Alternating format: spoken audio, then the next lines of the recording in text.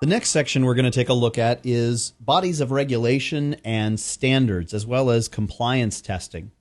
And this won't be a very long section, but we do need to understand the different groups that are involved in specifying, certifying, testing, and controlling regulation or specifications for a given protocol.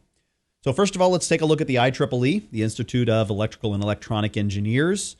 This group is responsible for more than 1,300 overall protocols.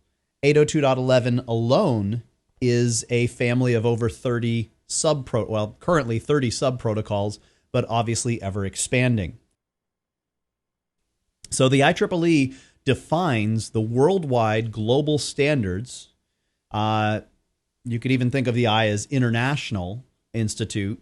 But it's the global standard body that defines what the protocols must do.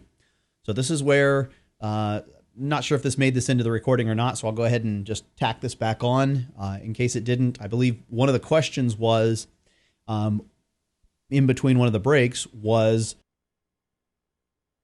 do I need to, on the client or the access point transmitter, do I need to actually set what sort of modulation or encoding types I need in order to accomplish the various data rates? And the answer is no. That's all handled by standards bodies. So I simply tell the client, doesn't matter who makes the client, doesn't matter if it's Intel, doesn't matter if it's, vendor XYZ that just came on the market, or someone that's been established for a long time. Doesn't matter if the access point is by Aerospace or Cisco or anyone else.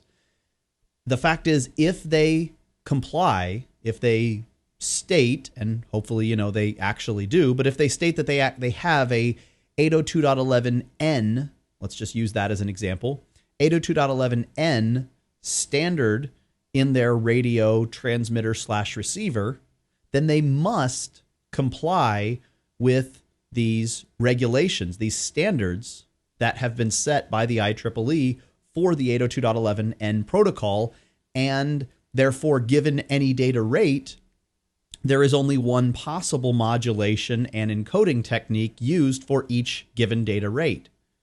So if they're using, for instance, we talked about 802.11n or let's just say 802.11g, for instance. I remember that with 54 megabits per second. They're using the 128 QAM, quadrature amplitude modulation, form of modulation and encoding. And we don't need to necessarily remember that. We certainly don't need to inform the wireless client or the access point of that. They know that if they're sending at that transmission rate, that we're simply in the command line or graphical user interface instructing the AP or client to send and receive at.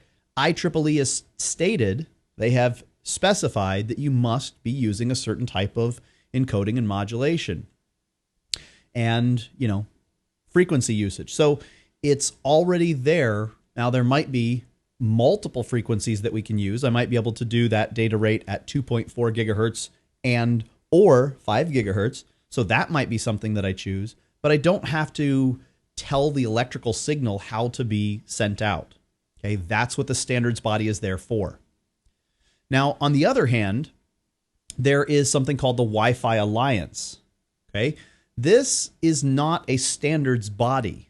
What this does is basically what the industry realized was that given the fact that we have standards bodies and like the IEEE, and the fact that everyone that claims they have an 802.11n device should conform to those specifications, the need was quickly self-realized that not everyone did it in exactly the same way, or possibly the specification left a tiny bit of ambiguity. The goal of the standards organizations is to leave no room for ambiguity. But everyone's human, and of course, as time goes on, we get better. We build on the successes of ourselves previously, or typically on the successes of others. And so we get better with time. That being said, it doesn't mean that everyone does it in exactly the same fashion and format. If there is any room for argument, you can be sure that some two, vendors, manufacturers are going to install and configure and put their ASICs, program their ASICs in slightly different ways. Or their software to interact with those ASICs in slightly different ways. So that's where the Wi-Fi Alliance came about. Cisco is one of the founding members, just one. And basically their job is not to set the standards, but instead to certify interoperability between wireless LAN devices. So when you see that something, let's say you go to Best Buy or some consumer store, and you see that a device is available and it supports 802.11a, b, g, and n. And you think, okay, so for those four, standards, I'm going to want to use n, let's say. And it's a access point. You're going to use it for your home. Obviously, in an enterprise, you're doing a little bit more due diligence, a little bit more fact-finding on the manufacturer's website, but I'm just giving kind of a consumer example. What's to say that my HP or Toshiba or Samsung or Apple or whatever laptop is going to work perfectly with that access point by Netgear or Linksys or Belkin or generic vendor? Well, according to the specification by the IEEE, it should. The Wi-Fi, if you see that little stamp of approval as the Wi-Fi Alliance approved, then you know that it does. That particular device has actually been tested by the Wi-Fi Alliance, and it knows that it meets the interoperability necessary to comply. Okay? Theoretically, we shouldn't have to have the Wi-Fi Alliance, but as I mentioned, people are humans. People do things a little bit differently from one another, and so therefore, that's why we have that certification body. It's almost like saying, I know how to install wireless networks, or I know how to install routed and switched networks by Cisco, or I know how to install voice networks or security systems by Cisco. But unless I actually have some body of testing, some certification body, then what's to prove that I do, right? Anyhow, moving on to regulations. Different governmental bodies define regulations such as what frequencies are allowed to be used and by whom, how much power are you allowed to transmit on those frequencies that you've either received a license to do so or don't need a license to do so in certain unlicensed frequencies, and then how the waves can actually be sent wirelessly. You see, let's go back and take a look at maybe a wired infrastructure, maybe token ring, or if you happen to remember that, or more prevalent Ethernet, okay? You don't really see too many governmental regulations on how a wired Ethernet environment can be set up. Why? Well, because if you set it up wrong, then you screw up your own network. You really don't affect too many other people around you. I certainly don't affect the building next to me, or people that are outside in a parking lot area, or someone that's underground on a subway. I don't affect these people by my wired network unless I happen to be running a wire all the way down there, and even then I'm just affecting the the wired electrical transmissions on that physical wire. Wireless is very different. It permeates through walls, concrete, maybe not very well, but it does, through, whatever building materials I might have, easily through glass. Yes, there is reflection. Yes, there's scattering. Yes, there's all sorts of things, but I still permeate through many solid devices. Albeit attenuated, I'm leaking, if you will, the signal out everywhere. And so the government really has to impose regulations in order to make sure that you are not interfering with someone else's life-saving device. What if I just chose to allow anyone to transmit anywhere, and I happen to have cellular phones that somehow miraculously worked if I'm allowing anyone to transmit on any frequency anywhere, it would be kind of a almost a miracle that they could work at all. First of all, we couldn't guarantee that my mobile or cellular telephone would work because anyone could be overlapping on that signal. What if I had an emergency situation and I needed to, call 911 or 999, 112, whatever your emergency services number might be? I couldn't do that on my mobile phone because I couldn't even guarantee that it works, because anyone is allowed to transmit anywhere at any power and can totally interfere with me. So this is actually one of the reasons why jammers are RF jammers, radio frequency jammers, those that completely use up something called 100% of the duty cycle and basically jam all radio frequencies in a given frequency band or range.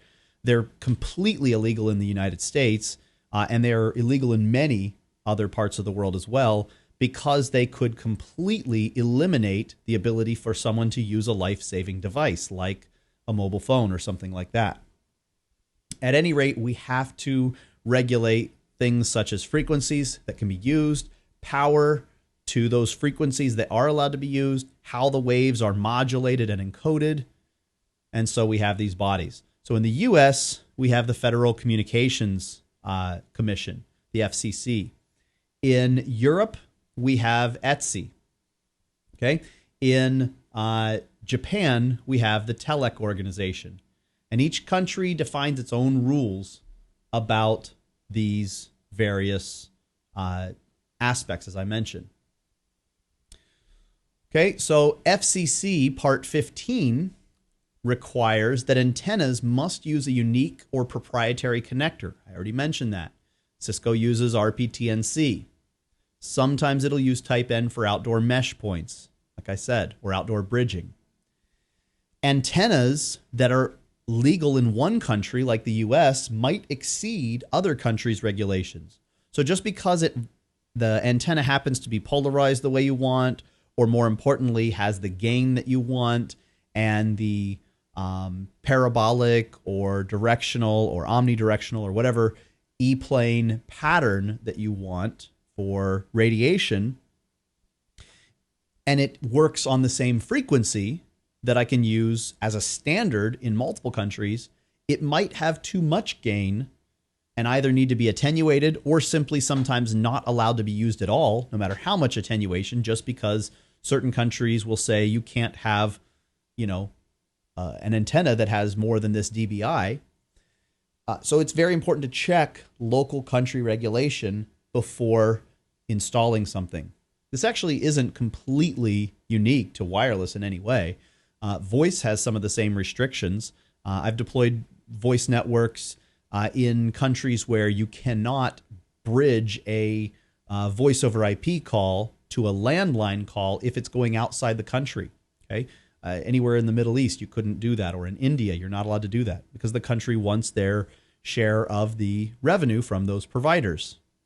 Whether you think it's right or wrong really doesn't matter. Just like because it's a regulation. Just like here, whether you think it's right or wrong that I can't use more than a certain amount of antenna gain or power really is kind of beside the point. It's insignificant because the regulations state what you can use. And we're going to take a look at what those are as well.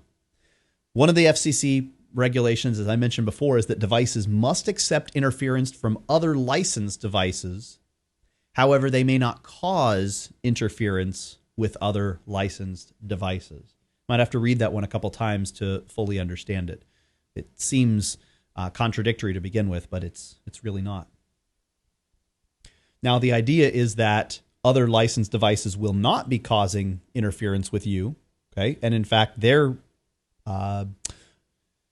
charge is to not cause interference with you, but the FCC is simply saying if they do happen to, for whatever reason, then you have to accept that.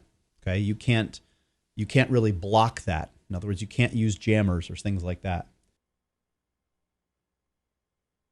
So let's look at the 2.4 gigahertz effective isotropic radiated power, or EIRP, FCC output rules.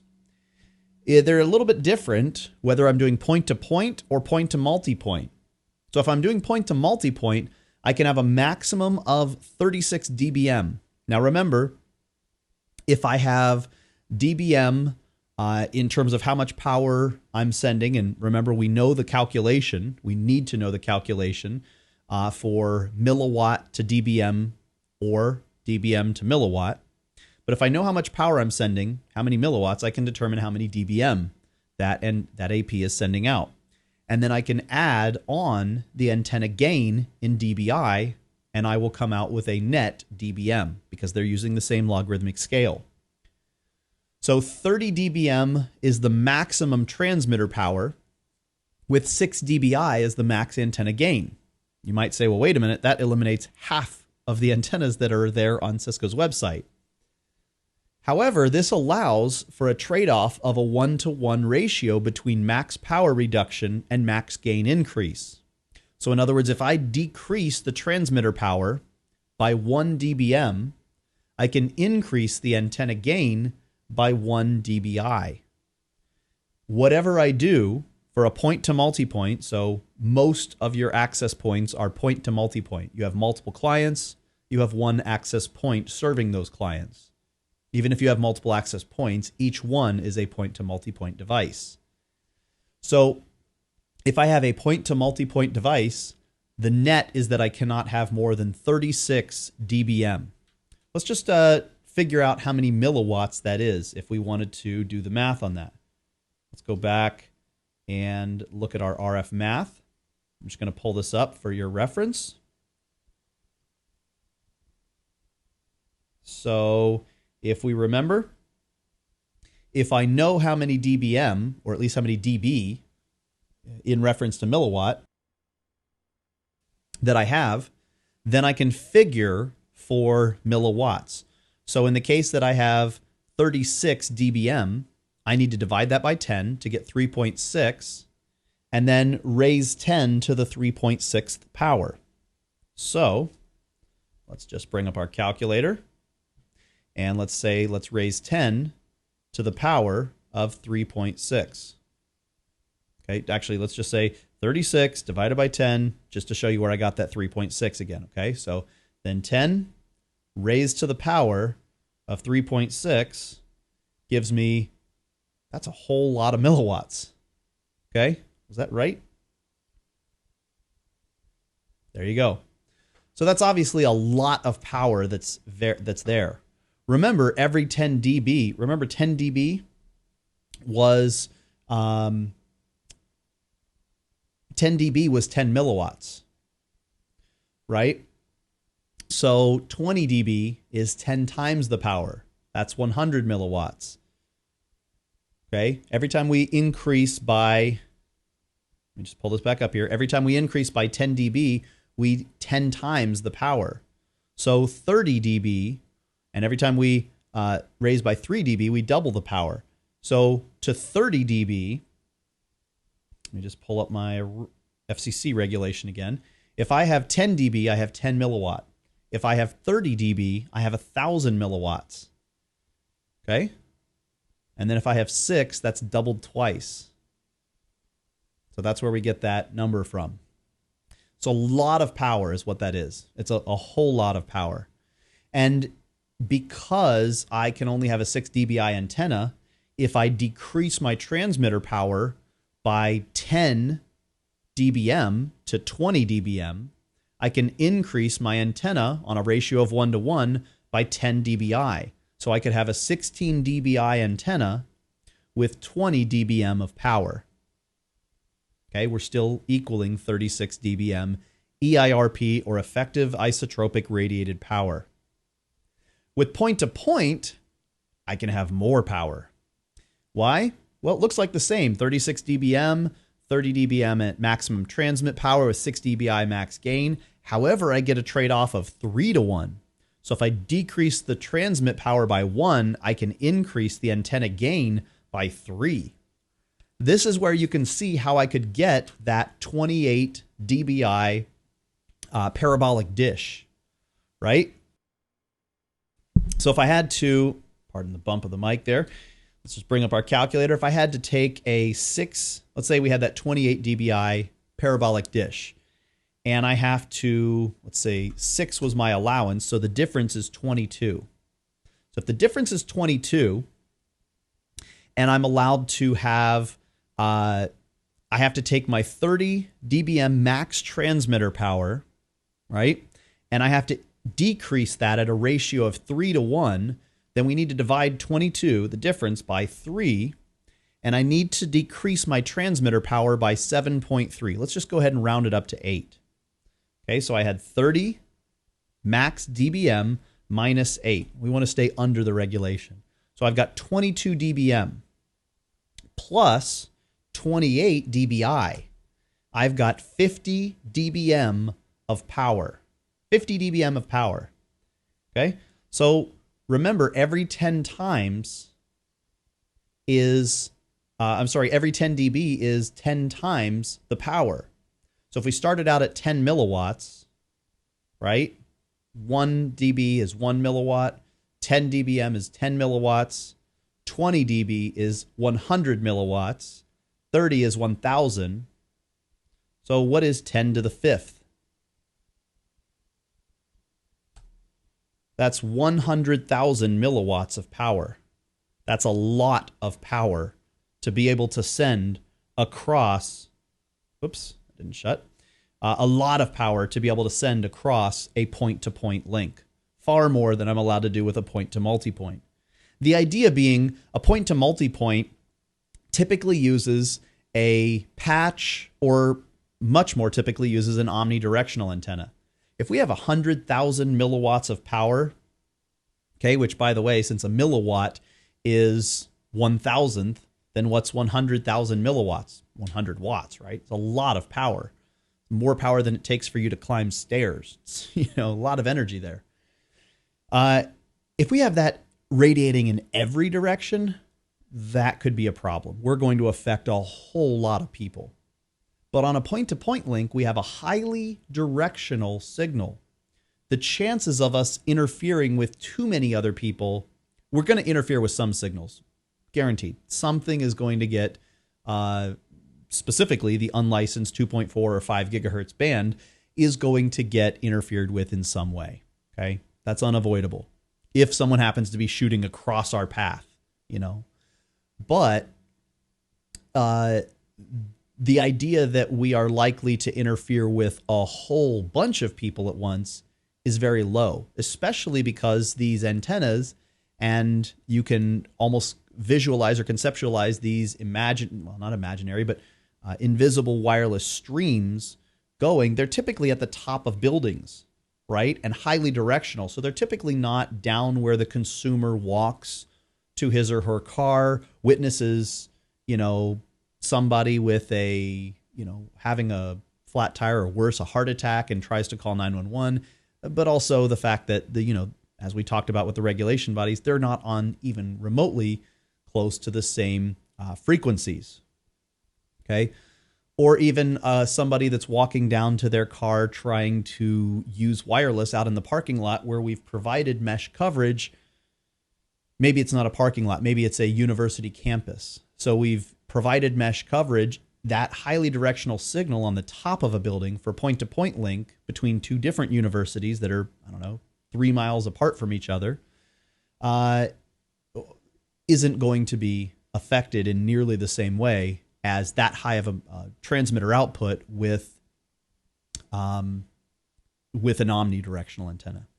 So you can begin to understand why when the governments are regulating the maximum amount of dBm and our signals are measured in dBm, but we need to know, hey, how much milliwatts can we turn our radio transmitter up to, in order to stay within the specification.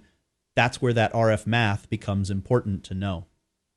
The simple thing to remember is 3 dB, twice the power, minus 3 dB, half the power, 10 dB, 10 times the power, negative 10 dB, 1/10 the power. So looking at the ETSI, the European output rules for the 2.4 gigahertz spectrum, point-to-point and point-to-multipoint have a maximum of 20 dBm EIRP. That's a whole lot less than 36. How much less? Well, 10 dB is 10 times the power, and 3 is twice. So we have 10 times plus 2 times, twice and actually 2 times and 2 times. So really we have about,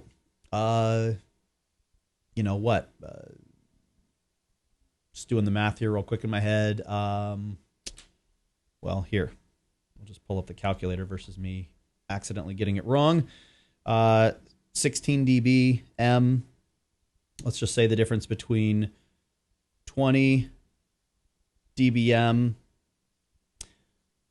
So 16 dBm, let's see, would be 1.6, 10 to the 1.6. Well, actually, no, that would be, let's see, 20, so 36. Well, we know that 36 was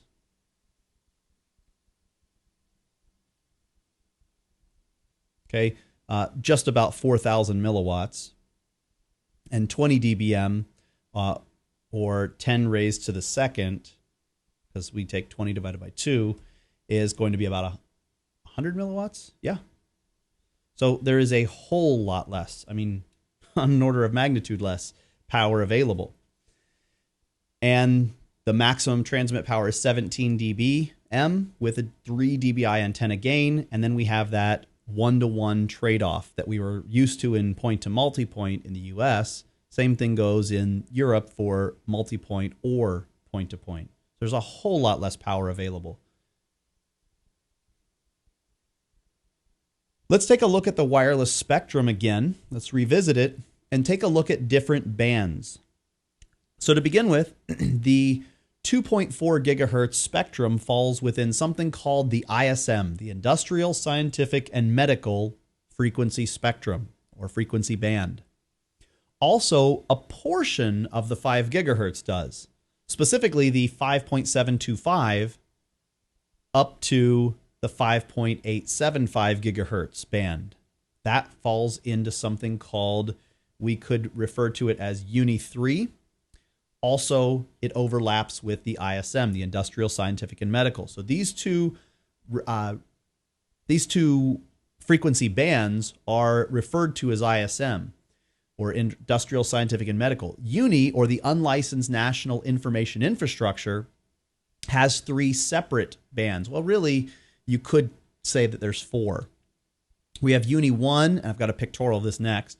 We've got Uni 1 from 5.15 to 5.25. There's 4 non-overlapping channels there. We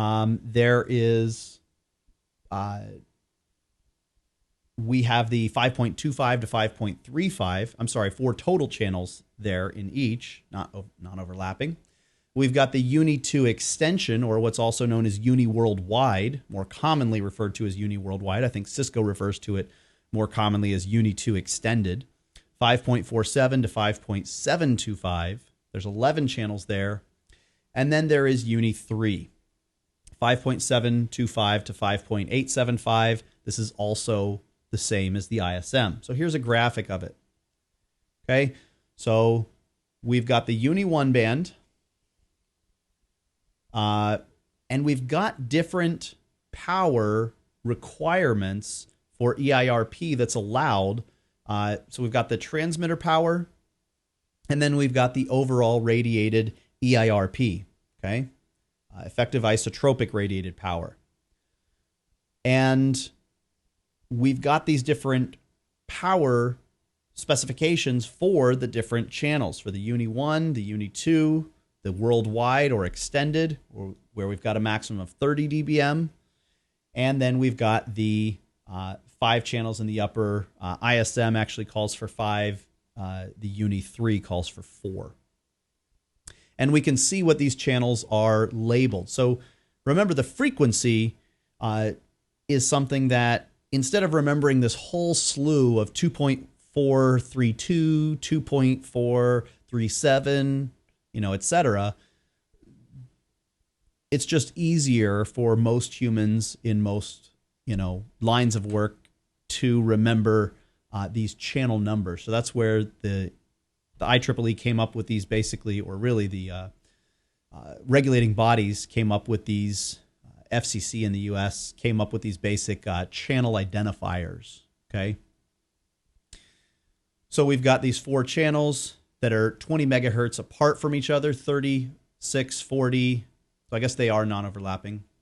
But it depends really, and this is where I was kind of going back and forth. It depends on if we're using 20 or 40 or 160 megahertz wide bandwidth for frequencies. Okay, so keep that in mind. Now, one of the things to keep in mind is that Uni 2 and Uni 2 Extended call for something in the specifications called DFS and TPC. Those are required. DFS is the dynamic frequency selection. This means that the APs could at any time detect and change the frequency, and the client needs to respond and change that frequency. That seems fine and harmless. Okay, I'm going to stop transmitting on, let's say, channel 52 and 56 because I have a 40 megahertz wide signal, and I'm switching it over to channel 60 and 64 because there's less interference. All of a sudden, someone came in with some interference there. Okay, so the client says, okay. The problem is, while that might work fine for bulk data, if we have voice or video that's trying to transmit, that's an interruption, and that's going to cause delay, jitter, and possibly even packet loss.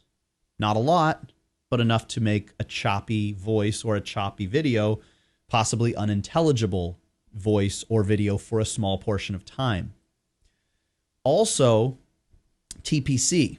Okay, this is not the Players' Championship in PG Golf like TPC Sawgrass or something like that. This is transmission power control.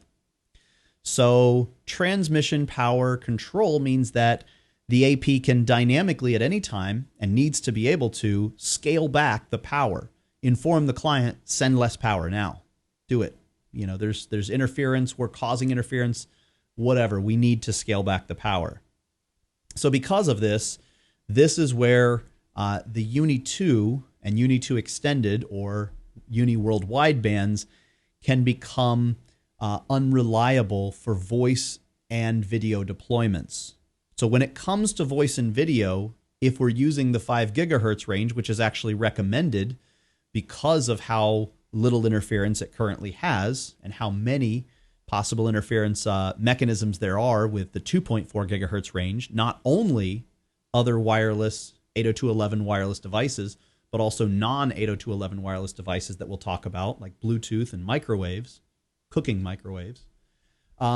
Cisco recommends deploying voice on the 5 gigahertz bands, but specifically on Uni 1 and on Uni 3, not to use Uni 2 or Uni 2 Extended unless you absolutely have to. And even then, they won't guarantee the quality of that voice because of the dynamic frequency selection and the transmit power control.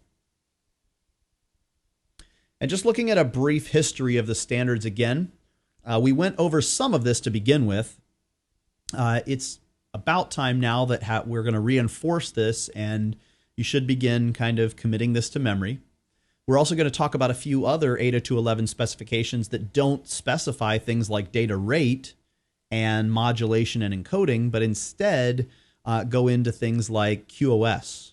So 802.11a, 5 gigahertz band, max rate of 54 megabit per second, 22 megahertz wide channels, ratified in 99.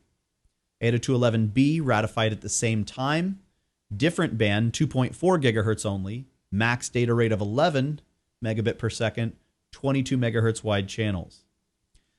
802.11e called for wireless quality of service. It really calls for 4 different classes, sometimes referred to as WMM, wireless media management. Calls for 4 different classes: bronze, silver, gold, and platinum. And those, just like the metals, having their various values, although gold and platinum sometimes change monetary places. Bronze being the lowest, silver being the second best, next best, gold being the second to best, and platinum being the absolute best quality of service mechanism. That was ratified in 2005. 802.11g can transmit on 2.4 gigahertz, but can go up to 54 megabits. Has a 20 megahertz wide channel, ratified in 2003. 802.11h called for dynamic frequency selection and transmit power control, was ratified in 2004. 802.11i, not to be confused with WPA and WPA2, but we'll talk about those in depth in the security modules, and there'll be multiple modules on security. Authentication and security, that was ratified in 2004. Something called radio resource management. This is where APs and clients have the ability to listen and hear other surrounding access points, clients, ad hoc networks, basically detect anomalies, detect other radios that are known and aren't anomalies but should be there, detect interference with other things like 2.4 gigahertz cooking microwaves or baby monitors or wireless cordless phones for your home or Bluetooth, things like that, and report back to one another. APs to APs, APs to wireless LAN controllers, something we're going to talk about more in a little bit. All that was in a spec called 802.11k, ratified in 2008. 802.11n uses both, or I should say either one or possibly both, of the 2.4 and 5 gigahertz spectrum, theoretically up to 600 megabits, although most people would say 300 megabits per second, with 3 or 4 MIMO antennas and a 40 megahertz or maximum of 40 megahertz wide, can also use 20 megahertz wide channels or bandwidth, ratified in 2009. 802.11w called for MFP, or management frame protection. We're going to be talking in the next module about management frames and media access in general. And we're going to talk about how until 2009, when 802.11w was ratified, how anyone could see pretty much anything about the management frames. Not necessarily see the data, that might be encrypted, but could still begin to peer into the idea of the wireless architecture and possibly spoof and possibly create security risks such as man-in-the-middle attacks or denial of service attacks. Management frame protection protects against that, although surprisingly, not everyone uses it as they should. 802.11aa is actually something called robust streaming for AVTS, or audio video transport streams. This is set to be ratified in March 2012. Well, seeing as how this recording is done after March of 2012, it's almost June. Clearly it didn't get ratified in time, which is pretty common, but it should be ratified very soon. This is actually separate to 802.11ac or AD that I talked about earlier.